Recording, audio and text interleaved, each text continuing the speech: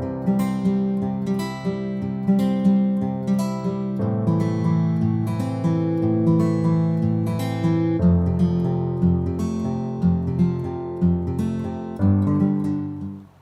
everybody! I just wanted to talk to you guys today. We're going to have a big year. I know that I've been under the radar for a while.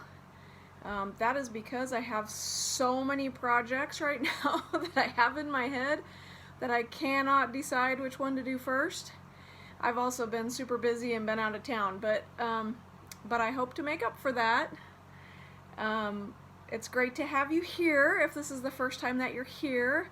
I have no idea what the name of my channel is. It's just Terry Williams at this point. I did a couple of years ago something I called the 12-month Handmade Clothing Challenge, which was an attempt to make our articles of clothing every month through the year. That wasn't necessarily a big failure, but I didn't actually make that many pieces of handmade clothing. As I said in one of my other videos, we kind of drifted off into thrift store land and did a lot of thrift store shopping instead. But what I realized through that time was that there was one project that was really capturing my interest. There's one project that I really want to do. And that project is, of course, more than one project. It's got multiple mini projects in the middle of it. So as I was setting up today to just do some ironing for my family and for myself, I realized that I could probably take stock of all the projects that I have in the planning process, in the gathering of materials process, and that it would be a good introduction to this year's project.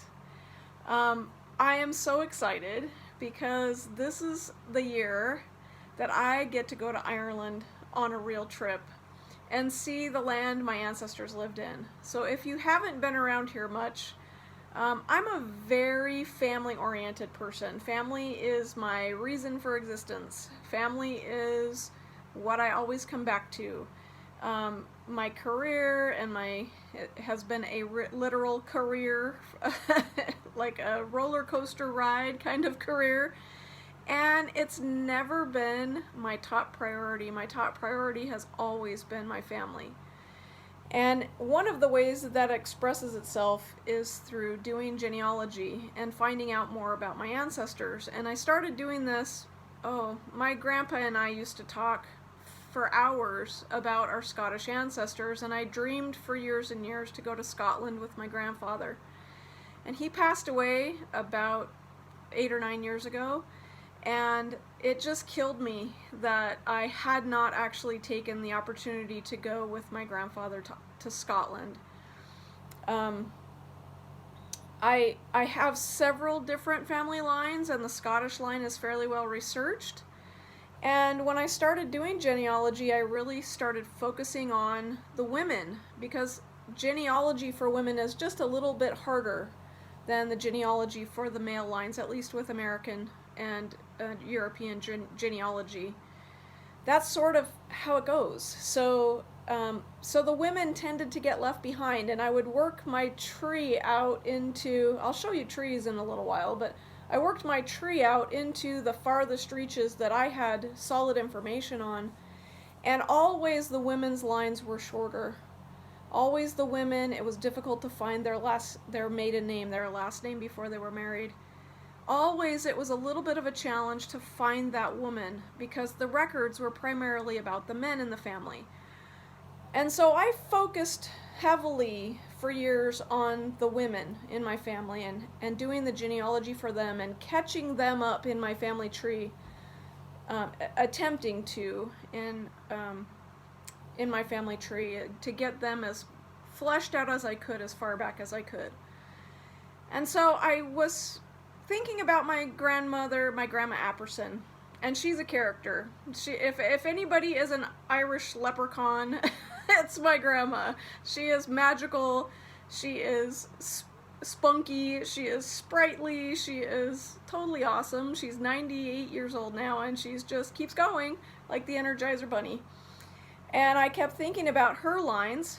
her family came from Ireland. Her mother's family came from Ireland in the mid-1800s. And they came to the U.S.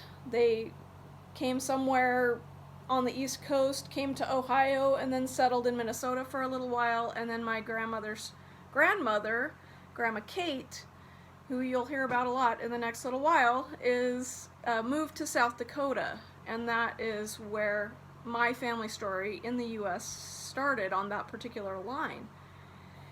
And I became completely entranced with Kate, with Grandma Kate, and with her mother, Bridget McGrath.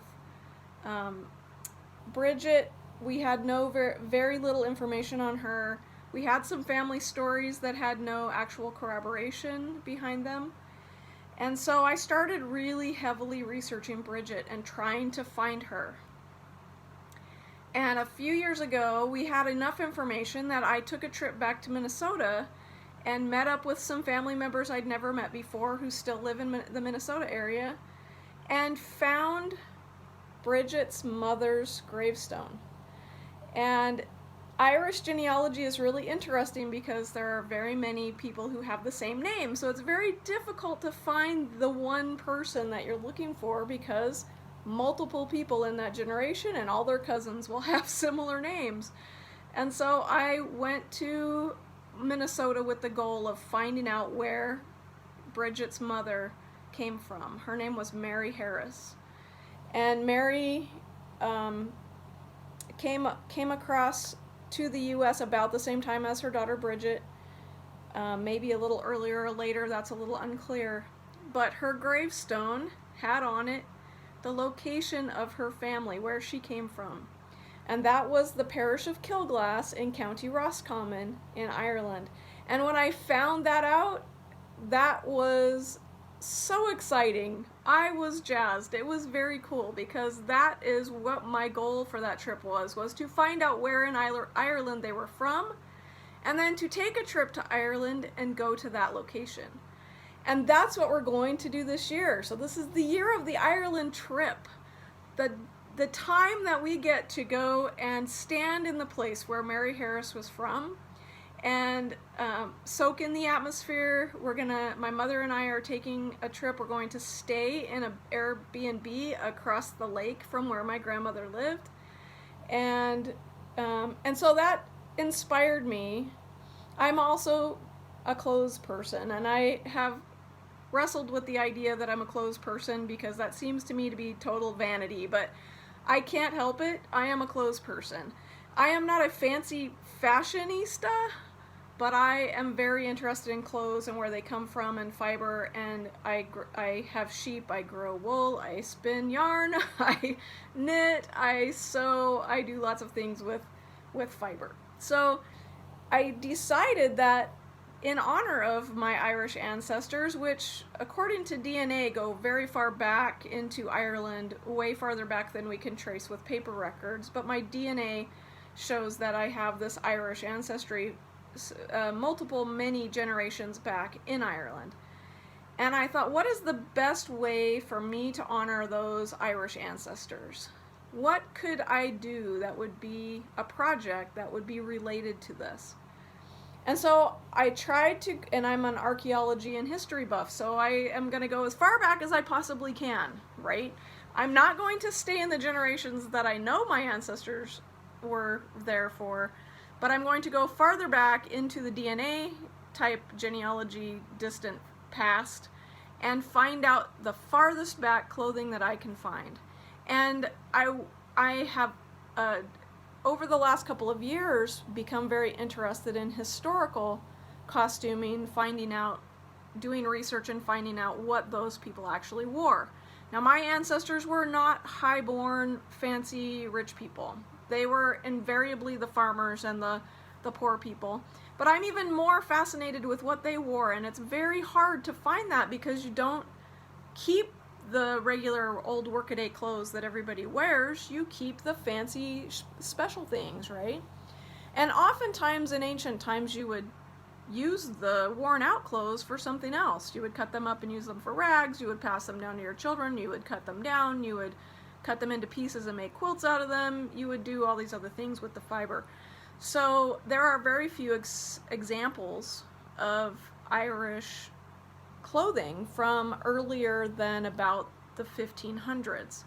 So I became very interested in that, and I wanted to go as far back as I could. And so I found some patterns and I found some fabric, and I'm going to create an entire outfit of someone, a woman from the 1500s in Ireland, and as close as I can. Now, granted, there is a dearth of information. There is hardly anything there. But what there is has been made into actual commercial patterns, and there are reconstruction patterns that are available for that period of time in Ireland. And so I already did the Lena, the Irish smock, the underdress, and I will talk some more about that in a little bit. But I want to do the overdress, and I want to do some woven bands, and I want to do some stockings, and I want to do some petticoats, and I want to do some things that will actually make that outfit come to life. And it's going to fit me, so it's going to be chubby, because I'm at this point in my life kind of chubby, and so it's just going to be that way. But I'm so excited to share this journey with you. I hope that we can take some really cool video while we're in Ireland and show you the places where my ancestors are from, and really help you get a feel for the love that I have for my ancestors, and just an interesting and different way of honoring them. So this is the basic piece that I've already created. This is the Irish Lena or smock that goes underneath the dress. And actually this has the long, I call them angel wing sleeves, that were very popular with Irish women in the 1500s. That garment was created from this pattern, the Women's Lena or Irish Chemise from Reconstructing History, number 302. And I think I cut that as a large in this pattern. So there are only a couple of extant gowns from this period in Ireland. There are two that Reconstructing History has done patterns for. There's one called the Shinron Gown, found in Shinron, Ireland, and this one is it really goes well with the Lena. You can see the long sleeves. This one is actually rather complicated by fitting that happened at the time that this dress was created, the original dress. And it was a bog find, so it is in pieces, but the pieces are fairly well preserved, and the pattern was able to be taken from the pieces because it was preserved by the acidity of the bog. So that's our option number one. And then option number two is this medieval Irish common woman's dress, which is very much like a kirtle type of style. All of these have multiple gussets and gores and interesting construction techniques I've never tried before, so we're going to have an interesting time with that. But this was the second option. This was the Moy Gown, which is also a bog find, and it was also in pieces, and so the bodice was pretty much intact, but the length of the skirt was unknown, and there were other details about it that they had to kind of extrapolate to create this pattern. So I had these two choices. This dress is actually probably more in keeping with my ancestors' status in Ireland, but and also probably simpler to sew. But for some reason I'm very drawn to this pattern. I want to try to figure out the fitting issues in the front. I want to try to figure out how the sleeve tops were actually kept in place on top of the Lena. So there are some questions here, and if you can look and see, the gores in this skirt are amazing. This skirt is in something like 26 different pieces, and even though that is totally intimidating to me, it's also a challenge, and I'm sort of excited about it. So this is the dress that we're actually going to do. We're going to use the Shinron gown. I may do the other gown at some point, but it's such a large project, it's already intimidated me into skipping several months of work on it. so we'll see if I get to it. We do have some plain muslin for working out mock-ups. This was just some muslin that I had left over from some other projects. This is actually the wool I'm going to be using for the gown. The whole Irish clothes or green kind of idea that we have in at least the US is pretty much a false reconstruction of what was happening in Ireland, and that really came about in the Victorian era. But I do like muted colors for my own skin tone and my own coloring, so I chose this sort of a blue-green, and that actually is, I don't know if you can see it, but it's actually got blue threads and green threads in it. And so it's got this kind of two-tone, almost ombre kind of look to it. And I really liked that. This is a light wool, even though there's a whole ton of it because the skirt is so large. But I'm hoping that I'll be able to actually wear it and carry it, because I'm a wimp, and that's a heavy dress. But we're gonna work it out and try to figure it out. A lot of this cutting is actually going to be, as you can see, in complexities in the bodice of this dress. And I also have some brown paper, and I bought some translucent paper for patterning and for transferring the pattern. I don't really want to cut my original patterns because I may use them later, so I'm going to actually transfer that onto paper once I get the mock-up figured out. And as a sort of trial run for this project, and one of the reasons why I actually chose to do it was because this project was so successful. This is a cap, a knitted cap that was from the 1500s. That was a sailor's cap that was also a bog find. And they were able to reconstruct the knitting pattern from it. And this comes from this knitted garb from the Plymouth plantation. This find was actually from Scotland, but they're using this pattern as a reconstruction for the Plymouth colony living history. So I'm also kind of fascinated with knitting, and this is probably not period with the rest of the dress, but I am interested in trying to attempt to do some knitted stockings. Yeah, my knitting projects take forever. I am not a quick knitter, and so this could take about 85 years to complete. But I did purchase all the yarn for it. This is actually cotton, like pearl cotton, and some teeny tiny knitting needles in double pointed needles to try to do these crazy, insane stockings. But there were some instructions online. I'm not sure where I got this from. Victorian cotton stockings. Probably found the pattern on Ravelry somewhere. Sorry, I'm sure I probably should know where this is from, but I tried to do some interesting embroidery techniques. My embroidery is not by any means a professional level of embroidery, but I do like to do embroidery, and so I did a little Celtic knot in pink on the front. I was trying to be as colorful as I could because I have a problem with people thinking that ancient clothing was really boring and colorless. So I did a lot of color. And this detail on the gusset underneath on the Lena was actually copied after 15th century, 16th century undergarments for men. But I can't imagine that a woman who had embroidery skills would not want to do something cool on her undergarments where no one would see it anyway. So that is something that I attempted to do on the Lena. And so they're very fancy in places that you can't see them.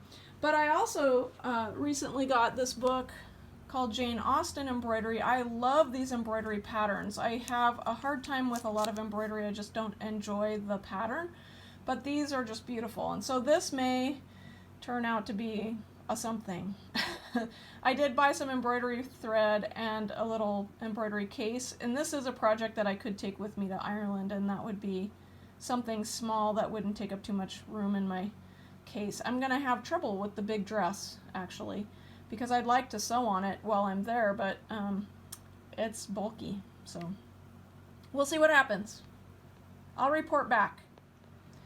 And then as I was researching this, I've also became kind of interested in inkle weaving and card weaving as decorations for the dress, and there's no evidence for this actually, but there is a lot of evidence on Viking clothing that they used woven bands as belts, as, you know, things to tie your everyday items onto yourself with.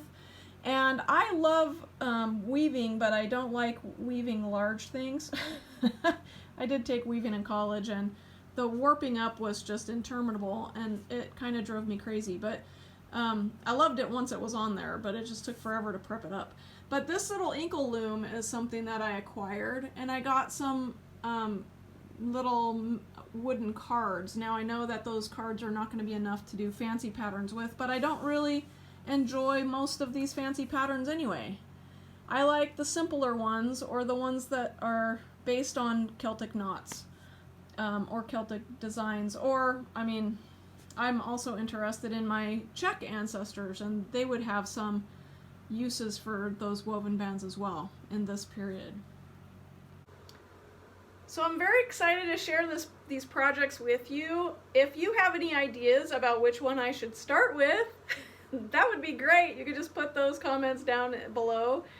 If you have any questions or any ideas, any further ideas about this, I would love, another thing that I'm very interested in and want to try now that my hair is super, super long, is to try some more traditional Irish hairstyles and share those with you guys, but I don't know what they are. And in fact, in this period, they talk about the Irish women having their hair plaited and braided and everything else, but there's no real documentation of what those hairstyles looked like. So if you know of anything like that, or even old, you know, even more recent Irish hairstyles with braids and complicated whatever, that would be awesome. I would love some input on that. But in the meantime, I am going to start with trying to draft out and pattern the bodice for this dress, and I will join you next time with an update on that. See you later! I'm so excited to share this journey with you. We'll have some cool pictures of Ireland later. Yay! We'll see you soon.